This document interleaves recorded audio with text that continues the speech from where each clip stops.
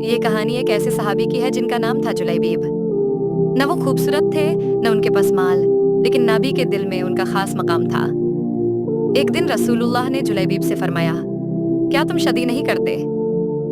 جلیبیب نے عرض کی، یا رسول اللہ، میرے جیسا شخص کون اپنی بیٹی دے گا؟ نبی نے فرمایا، میں تمہارا رشتے کا انتظام کرتا ہوں۔ رسول اللہ ایک انصاری صحابی کے گھر گئے اور ان کی بیٹی کا رشتے کا کہا۔